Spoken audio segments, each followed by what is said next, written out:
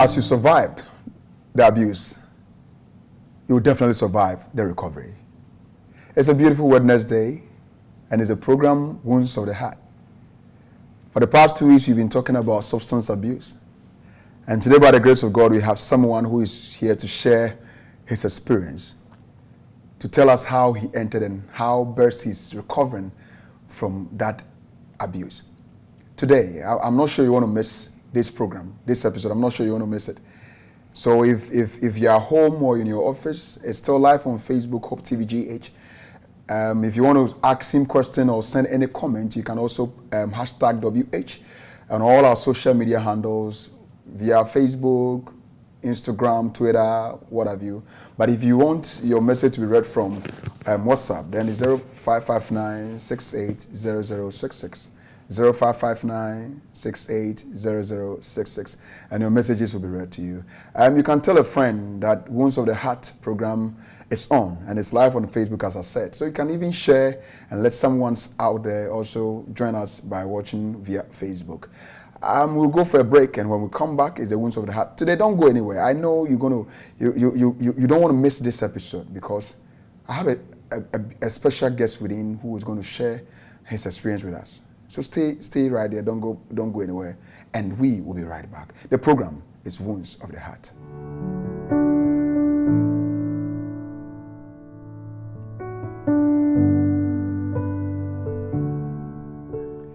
Hi, welcome back. It's Wounds of the Heart, and as I told you, we've been talking about substance abuse. Today, I have someone here who had experienced substance abuse for only God knows how many years he used that abuse. And today he's here to share his experience with us and also advocate or help us reach those people out there as to how best they can also recover from what they are going through so far as substance abuse is concerned. And as I said, if you want to join this show, you hashtag WH to all social media handles, Hope TV GH, and when you want to send through WhatsApp, it is 0559-680066, 0559-680066, and your comment, your question to my guest will be read live here. And I'm your regular host, Pastor Daniel Video. Today I have with me in the studio, I will let him introduce himself. Gentlemen, welcome. Thank you. You're looking good. Happy to be here. Thank you so much. All right. My viewers want to know the one today I brought on set. I don't want to take the words out from your mouth. Can you tell us who you are?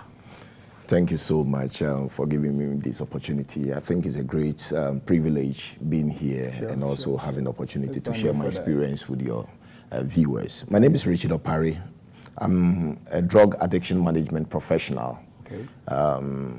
I'm into advocacy, and I do motivation sometimes. Okay. And also coming from the river. When I say I'm coming from the river, I'm talking about somebody that had been there using drugs for several years and recovering for several years. Several years.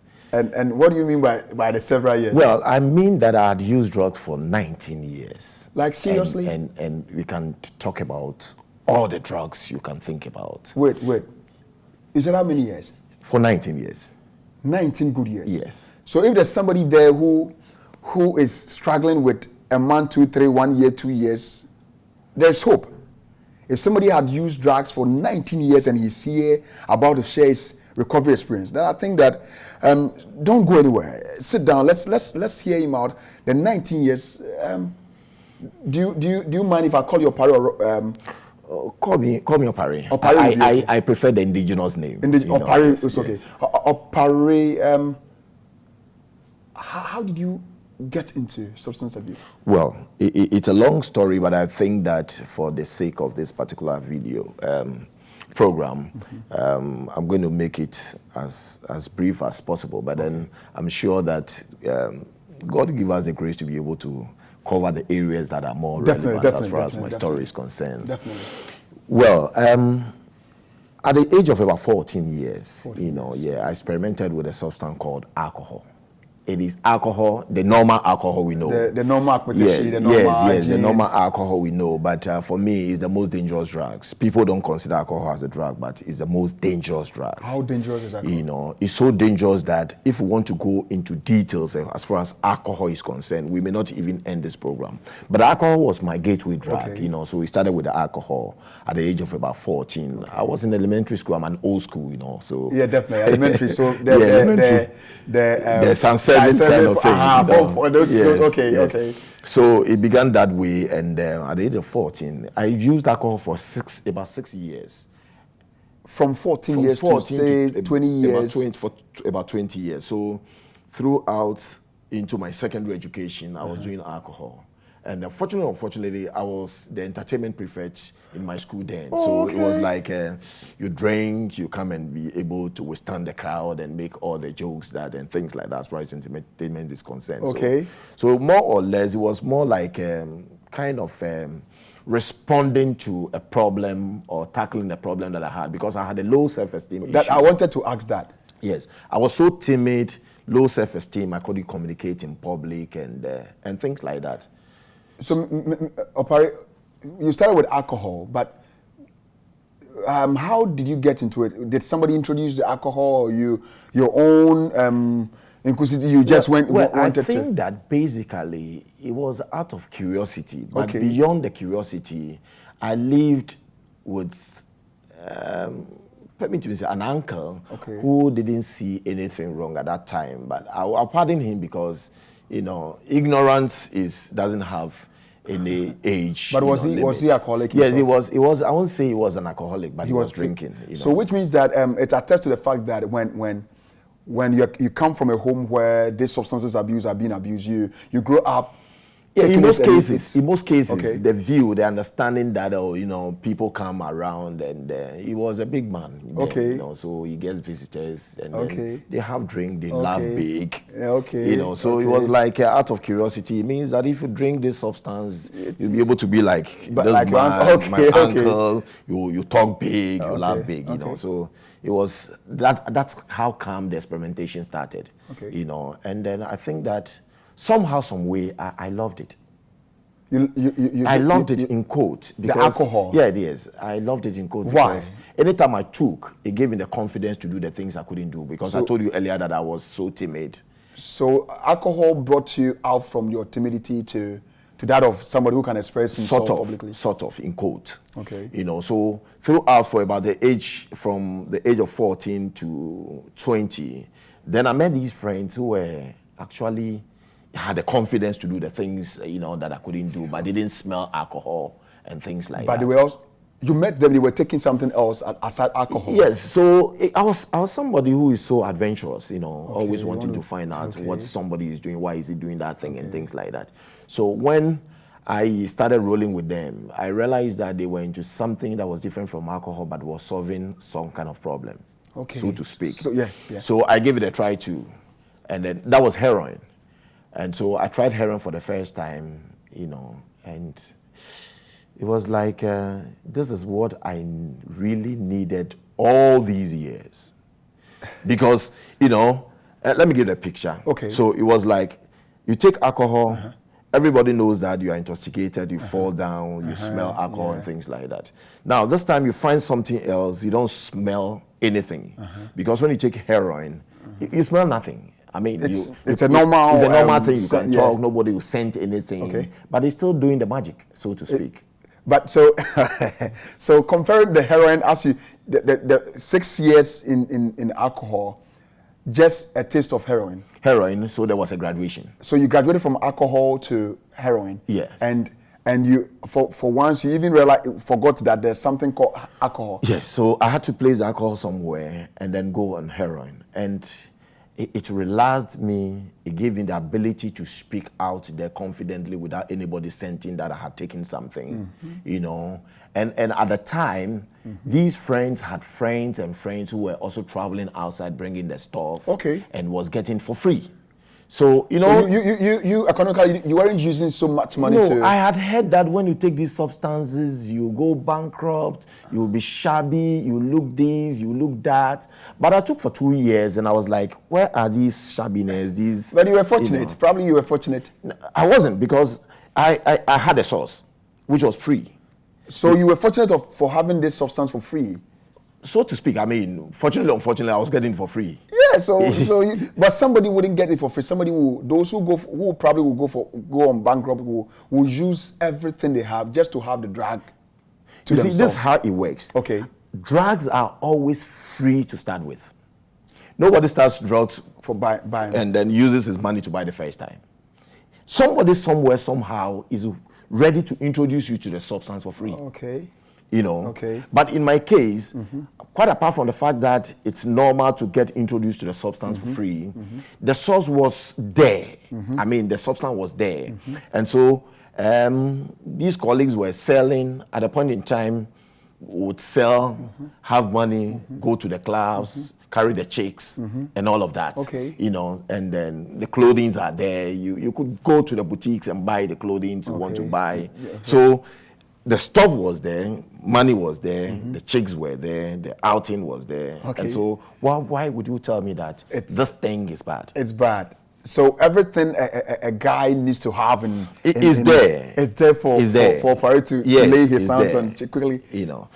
But at a point, these people who were traveling, these friends and things like that, were traveling and bringing stuff, and I'm talking about somewhere in the late 80s into early 90s, you know.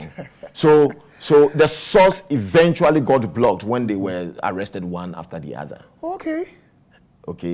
So the source blocked. That was when I began to see the ugly side of drugs. The economical hardship of drugs. Yes. So now, gradually and progressively, I had moved on from experimenting and having how he feels like to take substance like heroin, and then eventually cocaine came in. Eventually, wait. You took cocaine, but I learned that those who probably are addicted to cocaine, it's difficult for them to come out from it. It's difficult with all the psychoactive substances. Okay. You know, the substances that change your mood and then, you know, alter your mind and things like that. It's difficult to come out of all because it comes with certain withdrawal, which we'll talk about later. We'll talk, definitely. Yeah, so alcohol was a gateway drug. Heroin came in, followed by cocaine, you know, and then marijuana also followed. So that was the stages in your abuse, the substance abuse. You started with alcohol. 6 years you graduated to heroin. 2 years down the line, after the source were being blocked. Yeah. So how do you enter into the cocaine thing? So cocaine and heroin are like brothers, you know, a brother and a sister. Okay. So there are those that speed up alone. They want to speed up on cocaine because he's, I mean, when you take it, you are not like a dark doll looking, isn't it expensive? nodding. It is. That is why people start using drugs and they go bankrupt. So now you attest to the fact that before that's why I said you were fortunate to be into heroin for free. For free. So when you entered into taking cocaine, I learned the stake. We always hear stuffs about it. A stick of match costs so much. Yeah. Can you give us then times? Can you give? At the time, you know, I how much would I say? Say it just.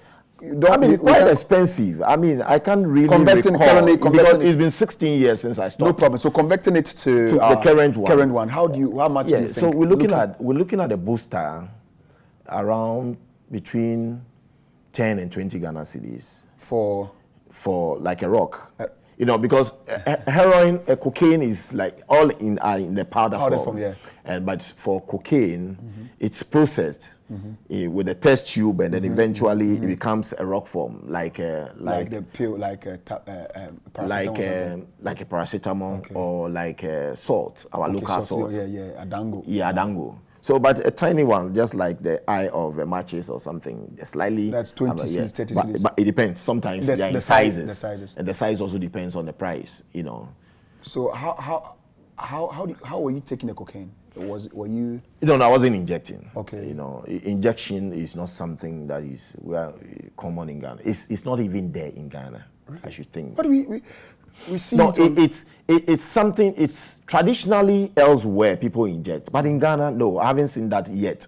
Yeah, now, okay. so if you see somebody that perhaps, if anybody out there has seen somebody injecting cocaine or heroin, it might be somebody that has come from maybe abroad. Yeah. Okay. But locally, it's the chasing, the hitting, and things like that. The hitting, the spoon stuff, Kendall. Yeah, the spoons, Kendall, is when you are processing. Oh, okay. That is a processing. Okay. So when you get a rock, there's a process where we call it bunker in the ghetto. So it's like it's like even a glass. Okay. You put water in it. Formerly, that's how it used to be. Put water in, rub it with the foil, and then create holes at the other edge, two edges, and then you put hash, cigarette hash at the other side, and then you put like the corn. The stuff on it, and then you put matches, so it melts whilst you inhale the smoke, and that is a high. Very expensive smoke, And for cocaine, at a sitting, if you have, let's say, 1,000 Ghana cedis, 2,000 Ghana cedis, it's at a sitting it can go. So cocaine doesn't have. It's not merciful. So from there, what was the next graduation from cocaine? So from cocaine came marijuana, and my experience with marijuana is quite very interesting. I will tell you. The first time I took marijuana, I felt that once I had done cocaine and heroin, why not? Marijuana it will be small. And before we came on air, I told you that marijuana is a psychedelic substance. It doesn't have one reaction, depending on the individual that is taking. So when I took marijuana first time, I had a voice that told me that I should remove my clothing and run. It was so, clear. Voices in your mind. Yes, and I was like, then I left the ghetto, went straight home. Unfortunately, there wasn't anybody there. When I entered, the voice kept telling me that remove your clothing, run on the street, don't mind anybody. And that was, then I began to imagine where the Noah's Ark would be. Is it at the end of the sea? And I held the seat in which I was sitting. I was saying, as for me today, I won't get mad at that. Because it was coming, I was seeing. In fact, I came face to face with, marijuana. It was so very bad and very unpleasant experience. Seriously? But after some time, it died down. And then I told my friends about my experience. And that was when I had coaches. No, you shouldn't have used it that way. You should have taken your time, pull it gradually. So they were so I had coaches who were coaching me you how to take the marijuana. Yes, All right, Mr. Fa, it's okay. It's getting interesting. Someone who had experienced substance abuse before, as he's sharing his experience, you could see we laughing, but then it was a painful experience then, and no one would love to get into that. If you want to ask any question, if you want to ask him a question, you can send it through our WhatsApp 0559 680066 0559 680066, or on our social media handles #WH, Facebook, Hope TV GH. We are there, and we will read your messages. We on set with me is Mr. Opare. He said he prefers to be called Opare because that's indigenous. He's sharing the experience. Don't go anywhere. Tell that friend that hey, there's somebody sharing his experience. So I come listen, and I think it will be good. We're going for this quick break, and when we come back, we'll ask him some more questions. Don't go anywhere. We will be right back.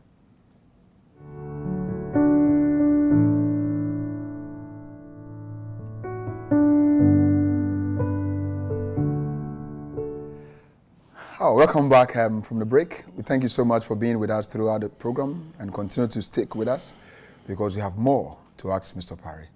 The program is Wounds of the Heart, and we are talking about substance abuse. Someone is sharing his experience on substance abuse. If you want to join in to this program, all social media handles, Hope TV GH, Facebook Live currently is there. We are watching live from Facebook. And on WhatsApp is 0559 68 0066, 0559 68 0066. And whatever question you bring, we will just read it for you. Mr. Parry, so you said you abused for 16 years. Yeah, for 19 years. For 19 years, sorry. Yes, and recovery for 16 years. You recovered for 16 years. Yeah. And you started with alcohol. Yes. And you graduated to heroin by friends. Yeah. Cocaine. Cocaine came in. Marijuana came in. Marijuana came in. And I was a chain smoker. You were a chain smoker. So chain smoker, what does it mean? Is it not with the normal cigarette? The normal cigarette, but in my case, at any moment I had to be smoking cigarette. How many times a day? I mean, I cannot count. Any moment you see me, in fact, when you find yourself in a place and I come and you're even asleep, the only time you know that I've entered is the smell of cigarette. Whoa. You know, so I was really abusing all these substances. And what was the difficult aspect when you were into this substance? Well, so I graduated finally to these substances, and I was getting them for free. It was quite pleasurable at that time, you know, and I would do anything at all to have, not struggling anyway, because the stuff was there. And then the source got blocked. I began to see the ugly side of the drugs. This time around, I had to buy with my money because I already hooked to it. I had progressively, you know, gone through experimentation to the stage of addiction. I was hooked. I couldn't do without the drug. You know, my life was then controlled by the substance. So I had to now buy with my money and then feed my addiction religiously. Every single day, every single moment. You know, it was quite difficult because when I had to buy with my money, and at the point I didn't have any lucrative job doing. Okay. I had just come out of school. I hadn't worked before. You know, so I started selling a few things that I had, you know, and then some friends wanted to introduce me into stealing, going out there to steal. So somebody just asked a question. Nana Kusiapin, he said, please, I want to know what was his source of income throughout that period. Yes, it's quite interesting because, yes, people will do all sorts of things, and I'll come to my source of income. So the introduction to still came. Okay. It was like, it sounded well because these friends will go out of the ghetto and come back with huge sums of money. And they sort of were enjoying themselves. Okay. You know, so I felt that it sounded good, and that when I go with them, I was going to come out with the same thing. But somehow, some way, I was also afraid. Because I had seen people go out from the ghetto, you know, stolen, caught, and lynched. And they don't come back again. And they don't come back again. So that fear was also there. Okay. So I took to all jobs. I did everything at all that, you know, man can do. For example, in those days, my mom was selling at Agbogloshi. And you know that Agbogloshi, the hustle there. Yeah, the hustle, yeah. You know, so anything at all, carrying just to get some goods and sometimes the food stuff, you know, the woman, when you steal, the woman will always say, and that one will not amount to police and things like that. And so those were kind of things that I was doing in order, and I looked very horrible in terms of my appearance, my looks, and things like that. So physically there were changes. It was so bad that if I offered you water, you wouldn't drink. So horrible, so nasty. I wish I had the adjective to really describe how I looked at that time. Quite bad, you know. So sometimes I sit back, I look myself in the mirror, and I'm like, I'm one of the very fortunate ones, because I have a lot of friends, a few ones that survived, you know. Some had lost, you know, have lost their teeth. All are gone. And I look at mine, and I have this very whitish, well-arranged teeth with, you know, I look good, don't I? Yeah, you're looking good. But I used to look very nasty, very, very, very nasty. You know, my hair grown, you know, very black.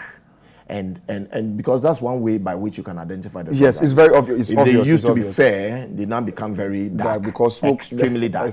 Yes, and one way you can identify the alcoholic is that they used to be black, they now look fair. Fair, yes, that's vice versa. Okay. So it's like the other way around. The vice versa. Yes. So I look so very horrible, And I didn't like myself, but I couldn't do anything about it at that time.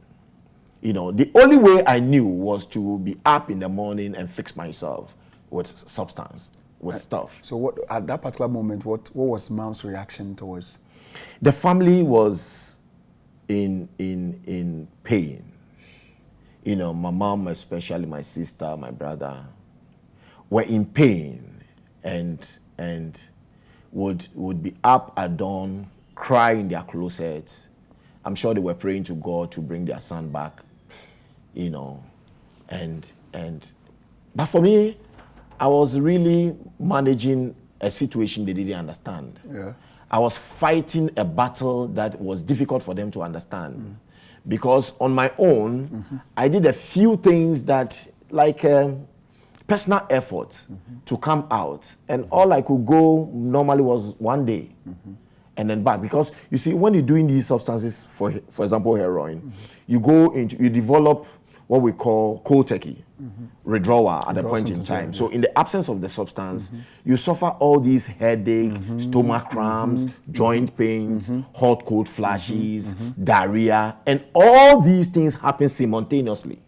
So it's not as if you get headache, it goes, and then you get diarrhea, it goes, and all these things are happening simultaneously. So to be able to give a mental picture of viewers is like 10 times the condition of my malaria. Put together 10 times the condition you experience. I've experienced malaria plus, is it A plus or something? They call Whatever the plus is, put it together 10. The kind of situation, the way the pain you feel, the uneasiness and all of that. When people are using substances, for example, heroin, in the absence of the heroin, when they go into withdrawal, which we call the Kotecki on the street, this is what they go through. Okay. And nothing takes the pain away except the same drug that has created the problem. So that is, at that point. That is why it is difficult. That is why it is very, not just difficult, So let me very difficult. Thank you so much. Very difficult for them to stop. For someone to stop. So it's not as if what you are saying, the advice you are giving, the prayer you are praying, and all of that, they are not appreciating. They really know that, look, there is something about what we are saying about their lives that is so good that they need to listen to. But this particular condition would not allow them to do so. Okay. So there's what we call the obsession to use. That's uneasiness, you know, that mental, you know, demand to use, you know, that overwhelming, you know, whelming desire to use, knowing very well that is the same thing that is destroying them. Yes. And that's the compulsiveness to use. That when you take one, it is too much to take more, and more is not much. And you need to always top up and things like that. So it is very important for all of us. First of all, I'm not advocating or asking that we should sympathize with them and allow them to continue using. No. There must be a solution to the problem. Definitely. Like I find myself now. Yeah. But then I want to give you the understanding of what they experience, for which normally becomes very difficult, if not impossible, for them to stop. Okay. So when they go through all these physical traumatic conditions, which at a point in time they can't do anything about, because the same drug that they are using, that you see, stop using, and this thing is destroying, and all of that, which they already know, is the same drug that is taking the pain away. Okay. So what happens? So they will go back. It means that I need to still go back in order to get well. Okay. So at this point, they are sick people. Definitely. So we conclusively say that the drug addict is sick. Definitely. It has a disease called addiction. You know, which is sickness. Yes. Because in the absence of the drug, it's horrible. Beautiful. You know, and people die even out here as a result of So withdrawal. Mr. Parias, you are telling me today, and my viewers out there, that that addiction is sickness. It's true. So if somebody, the choice he made or she made to enter into substance abuse, and now the person is there, we need not to push them away. In as much as sick people at hospital are treated, so should those addicted should be treated. Yes. The care, the whatever. Yes. Yeah, you see, so yes, the approach must be so in a way, because yes, we all make bad choices at the point in time. So we consider them that they made some bad choices, and unfortunately, they got hooked to the substance, which does not discriminate. Definitely. Yes. And then they are now addicts. Okay, they need to come back, so they need our love, our care, and things like that. But in doing so, we need to be very circumspect, because most people hate the negative effect but love the euphoria. Yes. Okay. That is one dicey thing about addiction. Okay. So, for example, me, if it hadn't been perhaps about the negative effect of drug use, which I experienced, I had to be up, going out there, do all these odd jobs, come back, use the money for drugs. My parents are in pain. Myself, I'm suffering some pain and things like that. If it hadn't been for that, perhaps I wouldn't have stopped using. Okay. Because of the euphoria that it comes with and all of that, But when you put on scale the euphoria and the negative effect, you see that the negative effects are more than euphoria. Right. But then again, because it's a brain relapsing disease, at a point in time, the only thing that your brain has come to know is the drug. And so your pleasurable state, what gives you pleasure, euphoria, happiness, joy, is a drug. That's what the brain communicates to the body that, look, today, that's why people become depressed, sad, down, and things like that when they don't have the substance. Beautiful. So, have you ever been to the rehab before? Well, in my days, there weren't rehab centers around, and it was quite a very difficult situation. I was just telling you a while ago before I came on air, and I'll share with your viewers the turning point. It was difficult. Okay. A few times, I'll go for a day or maximum of 2 days, and I couldn't stand the withdrawal, and then I will come back using. So on this occasion, I met this friend called, I wouldn't mention his name. He's late. He died as a result of drug use. He was a Muslim then, and it's not about his religion anyway. But he met me, and he told me that he had paused then. When I say paused, there are times that with your own personal effort, you do something about the situation. But then eventually, because you don't have the skill to be able to, keep your recovery, people come back using again because it's a brain relapsing disease. So when I met this gentleman, he told me that, look, the only way I could stop using was to be up at dawn, do alwala, and call Allah and get Allah to help pray, me. just stand up, wake up at dawn and pray. But from my background, I went to the Sunday schools. You're a Christian. Yes. And the truth is that drugs does not discriminate. It doesn't know. Irrespective of your background, your religious background, your family background, your name, it doesn't discriminate. So I knew or understood that the Allah was referring to God. Yes. So I started very unusual with drug addicts. I'll be up there sometimes at 1 a.m., 2 a.m., and I'll be praying and asking God to help me out of this situation. And for me, I didn't even know the formula for prayer. I was just believe that I was talking to some old man out there with a white beard. And for somehow, some way, I thought and believed that he was listening to me. But when you were praying, were you still doing the smoking? Were you, or when you hook to prayers, smoking was absent? The honest truth is that even during the prayer, I was high. High as in you were smoking and praying? I will smoke and pray and go and smoke. Wait. You just finished smoking. You go pray to the old man up there. Yes. You know he's listening. Yes. Then after talking to him, you come back to your highness. So I settled with him. You take up the issue. For this issue, this battle is yours. It's yours. But I'm going back to continue with what I'm doing. It's interesting. So more or less that was the trend. So I was used, and this continued for about 2 weeks. 2 weeks continuous prayer. Yes. And I will go out there and say, God, I have come this moment again. I'm praying and asking you to help me out of this situation. For this one, I have tried on my own and I have not been able to do anything, but I ask that you help me.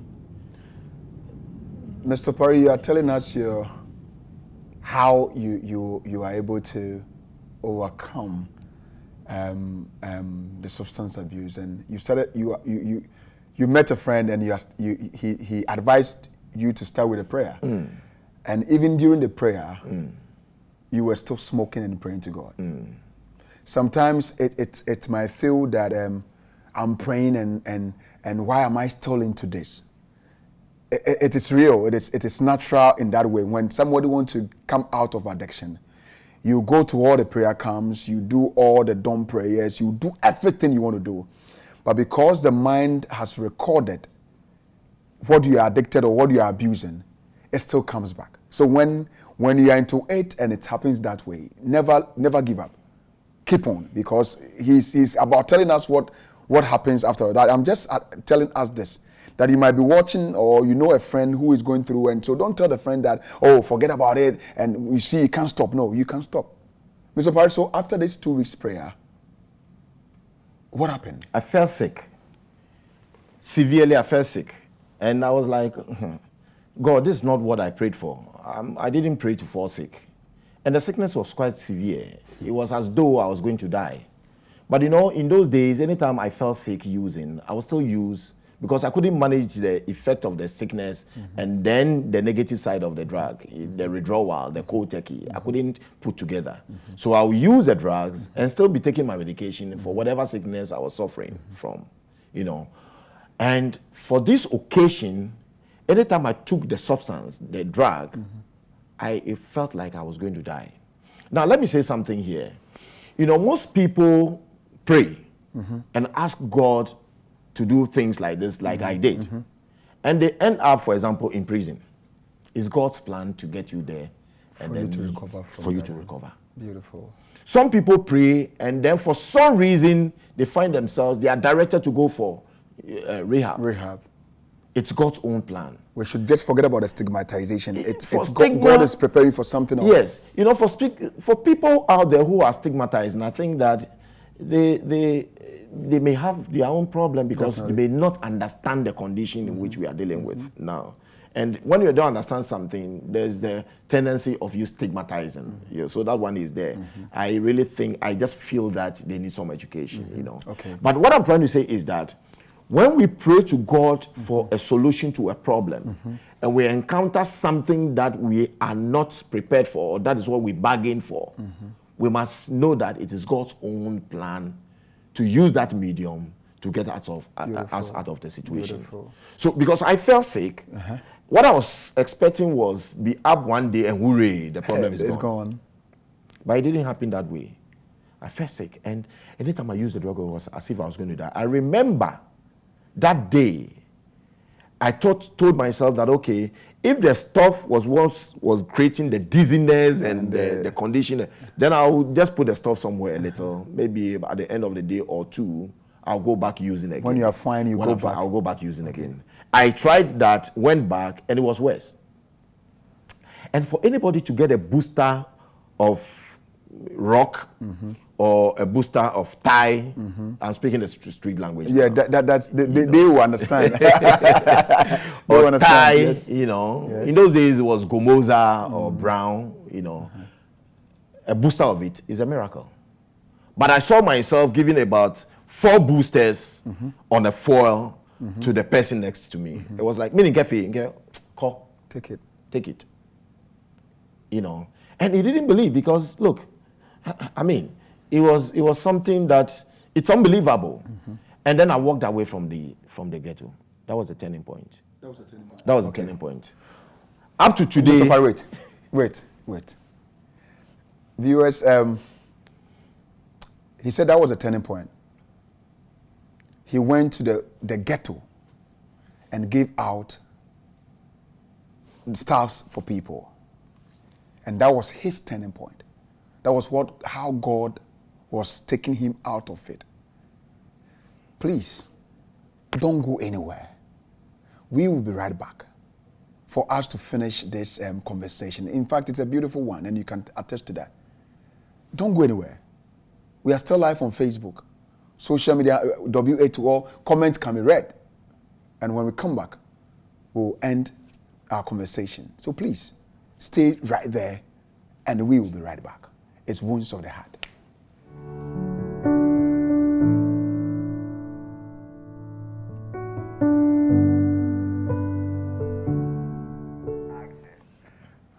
Well, welcome back to the program Wounds of the Heart, and we have in our midst Opare, a substance abuser and now a recoverer. He's now recovering. He hasn't recovered fully, because you can't say you have recovered fully. You need to still go through those processes and make sure that you are not triggered. Mr. Opare, somebody asked me this question, that were you schooling? Interesting. That was before when I entered into. I haven't been to any school. So what level of secondary education? school? The secondary school, yes. and you can speak like this. Grace. We thank God. Because she asked, how were you able to manage your education with this money you are saying, blah, blah, blah. I see. That is why. Yeah. But the turning point was when you left the ghetto. Yeah. And from that. So that was a turning point. But before this, I had several relapses. Okay, yes. I'm I interested had several in that. relapses because the impression is that I'm sure people listening thinking that, okay, it's supposed to be a one-time thing. No. Okay. Some people get it at a go. Okay. And for me, severally I had relapsed. Severally. There's one particular rehab center, a Christian rehab center in our system today, and that I used to go in those days, and I went in and out so much that at a point they didn't want to take me anymore. Several relapses. But I think that when the turning point came, one time I had a dream about 3 days after this particular incident that I was going to die, felt like dying. In the dream, I saw somebody dead. By the street side, and I had a voice that told me that if you go back use drugs, you are going to die like this. Whoa. And it scared me. And up to today, that's something that has still been scaring me. And so I keep telling myself that I have 85 years contract with God to live on earth. So you should keep that contract in mind. And how, if I may ask, if my viewers need, how old are you today? I'm 50. You're 50. So from age 14, so I did for 19 years, and I've been in recovery for 16 years. So somebody can't tell me that I just recovered one day, bam, I've recovered. Yes, there's for 16 years I'm recovering. Okay. The essence of it is to be able to keep in mind that you still have the disease of addiction in you. Okay. It doesn't make you to become so complacent into thinking that, hooray, the situation is over. Okay. So for example, now, as I'm sitting now, if I go back using, I'm going to be worse off than when you were using. Okay. Right. Okay. And the process of going back and getting to the state, in fact, I'm still an addict in a way. Let me put it that way. Okay. I say so, not because I'm using. Okay. I say so because I don't want to be complacent. And when I start using today, it's going to take me a maximum of about maybe 3 days. And I'll be like when I used to be like. So somebody shouldn't say, I've stopped. No, that's not like I'm cured. Addiction is an incurable disease. It's a disease that is incurable. Okay. But it's a disease that can be managed. Managed and controlled. Yeah, control. So I'm managing, I have the skill, I have the tools, the understanding of addiction. And so, for example, in December's are my trigger months. So every December. So every December, I'm so circumspect in the sense that I ensure that, hey, I need to be able to get around people who are recovering, because we have the recovery environment.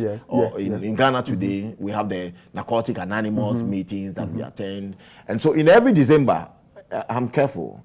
And in every December, I do a lot of programs. So what I'm doing with you now is a check on me. Yeah. It's one of those things that give me the motivation to get on. But somebody would say that, somebody would say this, that for 16 years, somebody who have used drug for 19 years and for 16 years, why should you still say that you don't want to be complacent? And why wouldn't you tell yourself? Because if I'm complacent, I might think that, okay, after all these years, and for example today, after long hard work, why don't I take one beer to cool down? Okay. Just one. In fact, one will not do anything. Okay. And it starts with the first glass.